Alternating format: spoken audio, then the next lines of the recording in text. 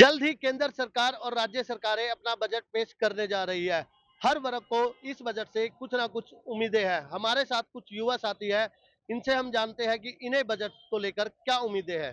हाँ जी, पत्रकार महोदय, सबसे पहले तो आपका नमस्कार। देखिए, हम बजट से जो वित्त मंत्री हमारी निर्मला सीतारमण, अब जैसे रिलीज़ होना है बजट, हम बहुत सी उम्मीद रखते हैं। युवा है जो आज कल देखिए, पहले हम जब आज मेरी उम्र है 27 साल हो चुकी है। जब हम 18-19 साल के थे, हम अपने गाँव में थे। गाँव में स्टेडियम में जाते थे नहीं, एक युवाओं का एक भीड़ हुआ करती थी, रेस लगाते थे। मतलब एक आपस में उनकी नहीं टक्कर होया करा थी।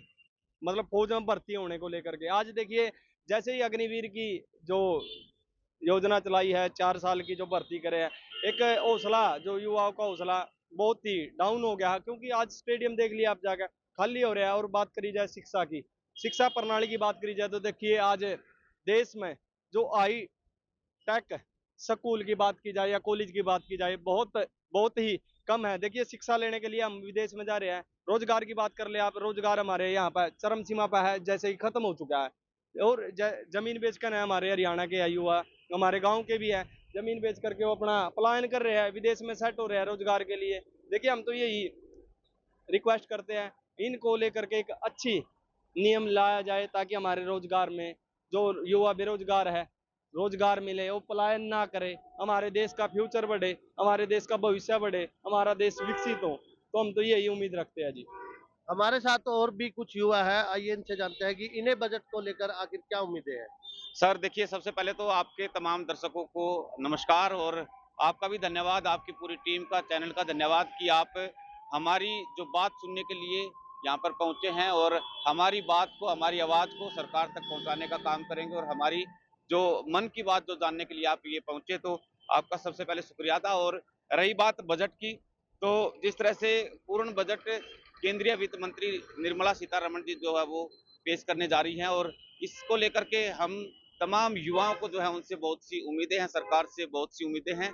जिस तरह से सबसे पहले सरकार से हमें उम्मीद है कि शिक्षा नीति जो है, शिक्षा नीति पर सरकार जो है वो अच्छे से काम करे, शिक्षा नीति जो है वो लाए, ताकि जब बच्चे जो है, हमारे बच्चे हैं और हमारे तमाम जो समाज के जो बच्चे हैं, वो अपनी शिक्षा अगर जो अच्छी कर पाएँगे, पढ़ाई अच्छे से कर पाएँगे, तो ज़ाहिर-सी बात है अब रोज़गार भी उन्हें मिलेगा और वो देश के लिए जो है विकास में अपना सहयोग जो है वो योगदान ज़रूर करेंगे। सबसे पहले शिक्षा नीति पे सरकार को काम करना चाहिए। दूसरी बात पे आ जाता हूँ मैं। दूसरी बात है कि उसके बाद खेल नीति पर। खेल जिस तरह से हरियाणा जो है खिलाड़ियों का प्रदेश माना जाता है और हरियाणा के अलावा उत्तर प्रदेश, दिल्ली, राजस्थान से भी जो खिलाड़ी आते हैं, तो केंद्र सरकार से हमें उम्मीदें हैं कि अ, खेल नीति पर जो है वो सरकार कुछ इस तरह से खेल नीति बनाए कि जिस तरह हरियाणा की अगर जो मैं पिछले दिनों की बात करूँ, तो हमारे यहाँ पर जो स्टेडियम है या जो अकेडमियाँ बनाई गई है जिसमें बच्चे प्रैक्टिस करने के लिए पहुँचते हैं, उनकी दशा कुछ अच्छी नहीं है, कुछ ख़ास नहीं है। और पिछली बार हालाँकि विपक्ष के द्वारा भी इन मुद्दों को उठाया गया, लेकिन थोड़ा बहुत सुधार हुआ है, लेकिन एज़ इट इज़ जस के तस वो हालात जो है अभी भी बने हुए हैं। तो जब स्ट्रक्चर थोड़ा-सा वो सरकार को ठीक करना चाहिए। अगर स्ट्रक्चर ही ठीक नहीं होगा, जहाँ पे प्रैक्टिस हम लोग करते हैं, हमारे युवा खिलाड़ी करते हैं, तो वो जो है अपने आप को कैसे निखार पाएँगे, कैसे वो अभ्यास कर पाएँगे। दूसरा खिलाड़ी के अलावा जो है, तीसरी बात रोज़गार पे आ जाती है।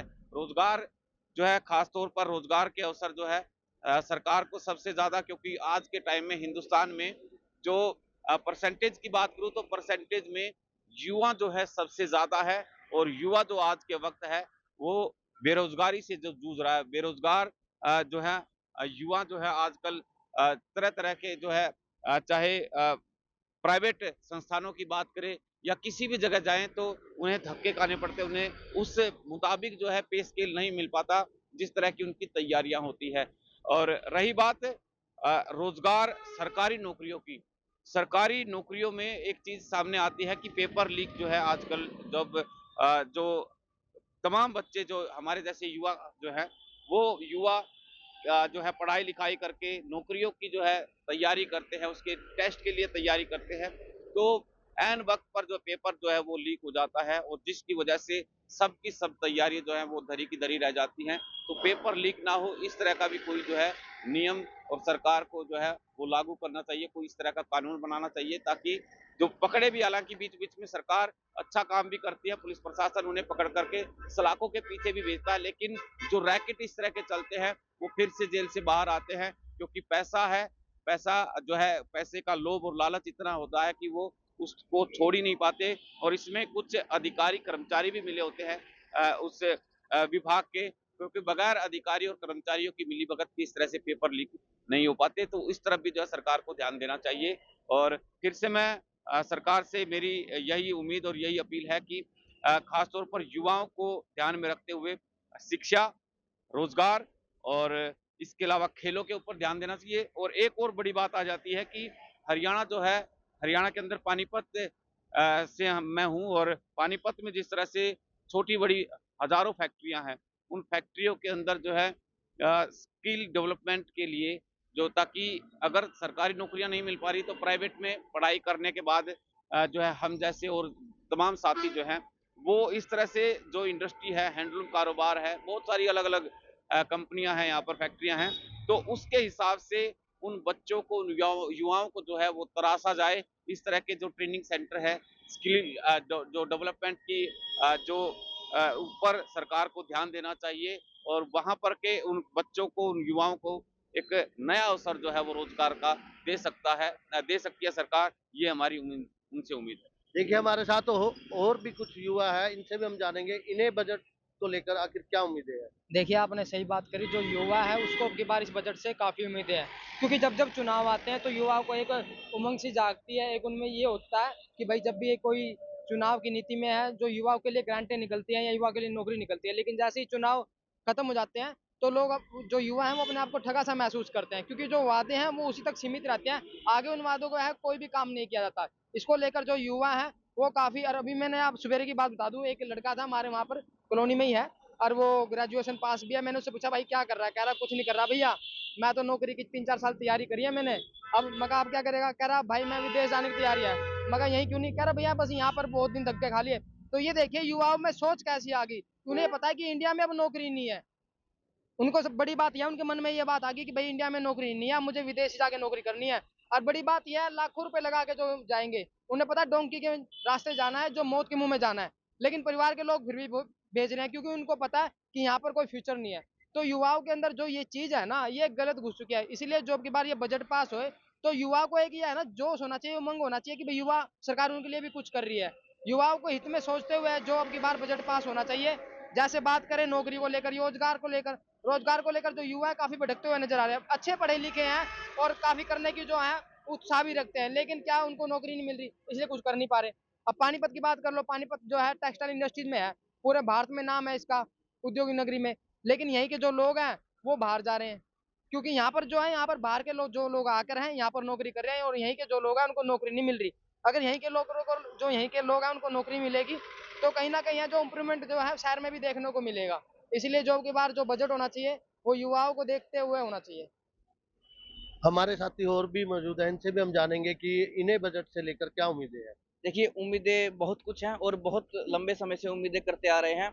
लेकिन कहीं न कहीं ऐसा लगता है कि बजट हमारी अपेक्षाओं पर खरा नहीं उतरता, या कहीं न कहीं हमें समझ नहीं होगी। क्योंकि कोशिश ये है कि युवा के तौर पर मैं अगर कहूँ तो देखिए, हम अभी अपने जो शैक्षणिक जीवन है उससे होकर गुज़रे हैं। शिक्षा पूरी हुई है, तो उसमें भी काफ़ी कुछ बदलाव आया है। एक तो शिक्षा को लेकर कुछ इस प्रकार के प्रबंध किए जाने चाहिए, विशेषकर प्राइवेट स्कूलों की हम बात करें। देखिए, पहले बड़ी कोशिश होती थी सरकारों की कि बच्चे स्कूल जाएँ, बच्चों ने स्कूल जाना शुरू कर दिया, लेकिन उसके कोई बहुत अच्छे परिणाम नहीं आ रहे, क्योंकि ये शिक्षा व्यवस्था ऐसी है कि इसे शिक्षा ग्रहण करने के बाद भी बच्चे बाहर जाकर काम करने को मजबूर हैं। तो सरकार कुछ ऐसा प्राइवेट सेक्टर में भी करे, ताकि लोग, ऐसा ना हो कि सरकारी नौकरियों की ओर आकर्षित हों, और यदि सरकारी नौकरी नहीं उन्हें मिलती तो काम के लिए वो बाहर जाने को मजबूर है। उन्हें लगता है कि प्राइवेट सेक्टर में कोई ऐसा काम नहीं है जिसे कर वो अपनी एक अच्छी छवि बना सकें। और शिक्षा की मैं बात करूँ तो एक तो शिक्षा के लिए चलिए सरकारी स्कूलों में शिक्षा जो है वो निःशुल्क है, लेकिन प्राइवेट सेक्टरों में भी जो शिक्षा है उसको नियंत्रण में लाना चाहिए, क्योंकि प्राइवेट स्कूल अक्सर बहुत ज़्यादा मनमानी करते हैं, खासकर फीस को लेकर।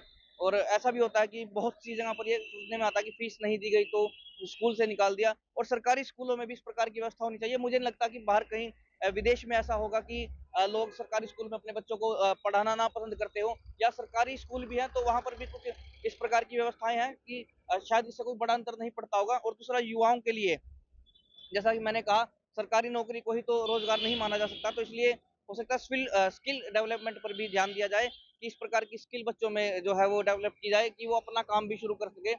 और दूसरी बात एक ये भी कहना चाहूँगा मैं, आप ये देखिए कि पहले जो हमारा युवा था, विशेषकर हम हरियाणा में हैं, तो वो सुबह खेतों में जाता था, अखाड़े में जाता था, और अब वही युवा जो है वो रील्स पर जो है रील्स बनाकर सोशल मीडिया पर अपने कूल्हे मटका रहा है। तो कहीं न कहीं पहले उसे अवसर दिखाई पड़ते थे वहाँ पर भी, अब शायद उसे ये कूल्हे मटकाने में ज़्यादा रोज़गार या रील्स बनाने में ज़्यादा रोज़गार दिखाई दे रहा होगा। तो इसका दुष्प्रभाव भी देखिए आप, इसका दुष्प्रभाव ये है कि आज चाहे ओलंपिक की बात करें या कॉमनवेल्थ गेम की बात करें या किसी भी प्रकार के किसी भी स्तर के खेलों की बात करें, हमारे मेडल्स जो हैं वो बहुत कम हो गए हैं। कहीं न कहीं उस तरह के खिलाड़ी निकलना बंद हो गए हैं जो हम अपना डोमिनेट करते थे दूसरे देशों को। आज भी देखिए कबड्डी में तो हम डोमिनेट कर रहे हैं, कुश्ती में भी ठीक है, लेकिन और खेलों में कहीं न कहीं हम पिछड़ रहे हैं। तो सरकार को इस तरह का बजट लाना चाहिए कि जिससे खिलाड़ियों पर भी ध्यान दिया जा सके और बच्चे आकर्षित भी हों, उन्हें अपना भविष्य उसमें दिखाई दे। तो मैं सरकार से ये बजट से ये उम्मीद करूँगा और सरकार से निवेदन भी करूँगा युवाओं के लिए, क्योंकि बच्चों को तो अभी बजट की समझ नहीं है, और जो बड़े हो चुके हैं उनका भविष्य लगभग कोई ऐसा विशेष नहीं है, उन्होंने तो अपना जो जीवन व्यतीत कर लिया है। तो हम युवाओं के लिए एक तो शिक्षा और एक ये रोजगार संबंधित जो है चीजें इस बजट में होनी चाहिए। देखिए, युवाओं का कहना है कि इस बजट से उन्हें काफ़ी उम्मीदें हैं और इस बजट में शिक्षा, रोजगार और खेलों को लेकर उन्हें बहुत उम्मीदें हैं। पानीपत से लिविंग इंडिया न्यूज़ के लिए रवि सूद की रिपोर्ट।